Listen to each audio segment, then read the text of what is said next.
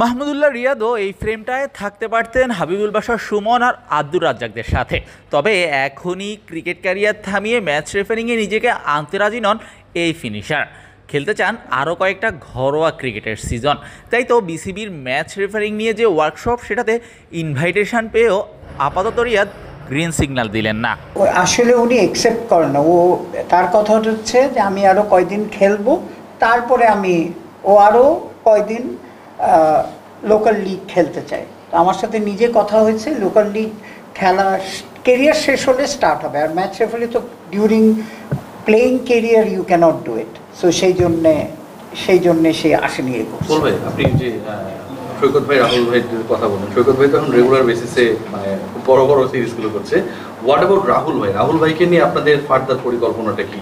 মানে একটা ইন্টারন্যাশনালি, আসলে লোকালি তো লিগগুলো করছেই, বাট ইন্টারন্যাশনালি আসলে ইন্টারন্যাশনালিটি হয় কি যে এটা আমাদের হাতে নেই। তো আর আমি যেহেতু আইসিসি যখন চাকরি করতাম, তখন যত রিজিওনাল টুর্নামেন্টগুলো খেলা হতো আইসিসির পাথওয়েগুলো, সেখানে রাহুল এবং শিপার ভাই এবং আমাদের আম্পায়াররা যেত। সেখানে দেখেছি তাদের যে ফিডব্যাকগুলো দেওয়া হতো আইসিসিতে, এবং সেগুলো ক্রিকেট অপারেশনসে গেলেও আমার সাথে শেয়ার করতো।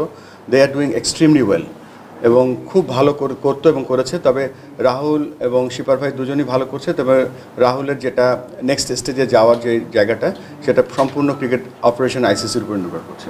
এবং আপনি যে অ্যাটেন্ডেন্স দেখছেন, হাবিবুল বাশার, সুমন, আব্দুর রাজ্জাক, এদের মতন সব ক্রিকেটাররা ম্যাচ রেফারি হতে যাচ্ছে।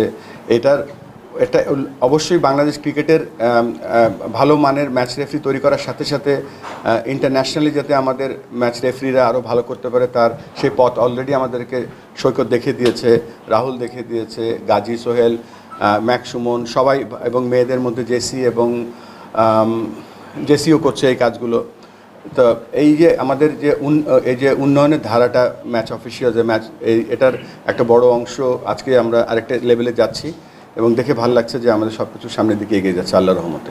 ভাই, বুলবুল ভাইয়ের সাথে কাজ করছেন, কেমন লাগছে? মানে কতটা স্বস্তি বা ফ্রিডম নিয়ে কাজ করছেন? সিরিয়াসলি, এটা সিরিয়াস কোশ্চেন। কোনো ফ্রিডম নেই, এটা সিরিয়াস কোশ্চেন না। আমি আমার মতো করেই কাজ করছি। মাঝে মাঝে আলাপ করছি যে আমি কি হচ্ছে, কোথায় কি হচ্ছে, সেটা নিয়ে আলাপ হচ্ছে। বাট ওই দিক থেকে কোনো ডাইরেকশন এখন পর্যন্ত আসেনি, যেভাবে করেন বা ওভাবে করেন।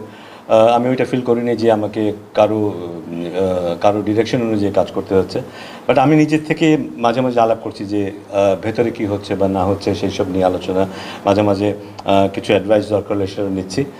তো আমরা নিজে সবসময় আলাপ করি, এবং শুধু প্রেসিডেন্টের সাথে আলাপ হচ্ছে তা নয়, অন্য ডিরেক্টর যারা আছে তাদের সাথে কিন্তু আলাপ করছি যে কোথায় কী হলে ভালো হয় না হয়, তারাও তাদের ফিডব্যাক দিচ্ছে। আমরা কিন্তু একটা টিম হিসেবে কাজ করছি। আমি হতে পারি অপারেশনসের চেয়ারম্যান, হয়তো বাইরে সেটাই সবাই আমাকে জানে, কিন্তু আমরা কিন্তু কাজ করছি অ্যাজ এ টিম। আমাকে কিন্তু ফিডব্যাক দেয় সবাই।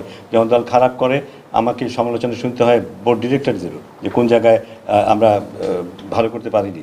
সো আমার মানে প্রেসিডেন্ট তো আছেনই, পুরো বোর্ডই কিন্তু আমার পাশেই আছে আমি বলবো। So it's a very comfortable environment.